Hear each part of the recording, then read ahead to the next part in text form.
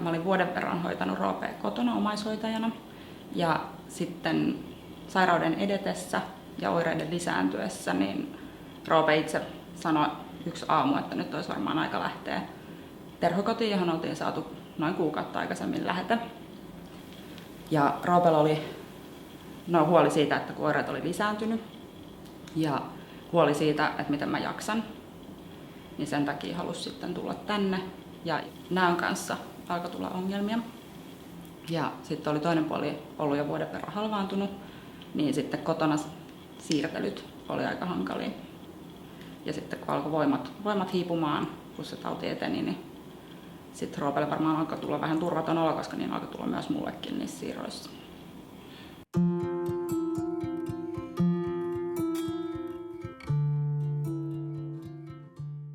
Hoitajat ja lääkärit uskalsivat tulla Roope ja mun lähelle ja puhua asioista niiden oikeilla nimillä ja kertoa esimerkiksi, että mihin tämä sairaus johtaa.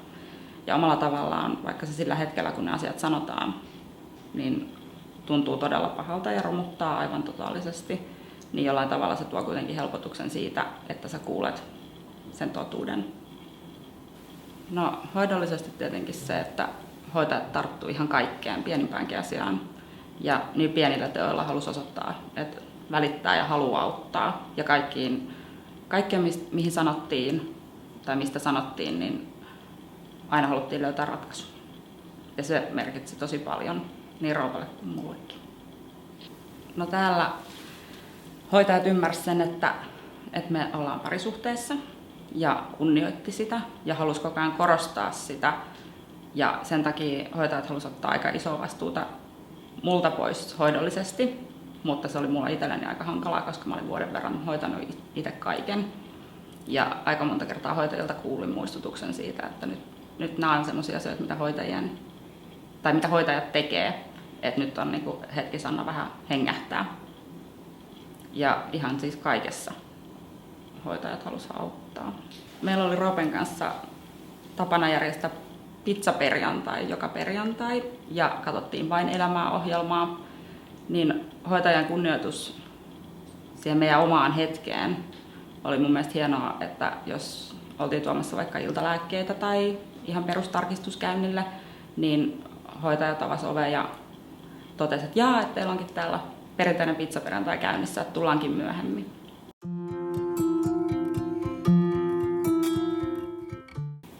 No, suurimpana erona aikaisempiin kokemuksiin hoidollisesti, mitä ollaan käyty läpi, niin täällä semmoinen hoitajien inhimillisyys ja aito välittäminen ja ymmärrys meidän tilanteesta on varmaan ne niin suurimmat, mitä sieltä nousee pintaan.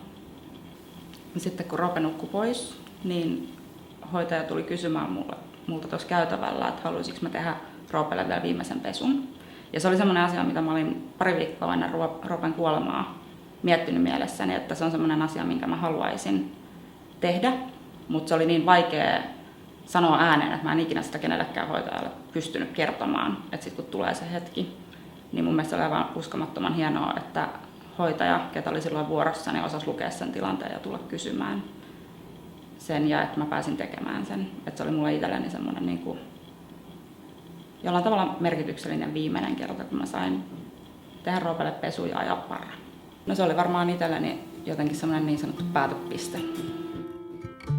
Ja se on ehkä jollain tavalla auttanut mua nyt tässä kuoleman jälkeen.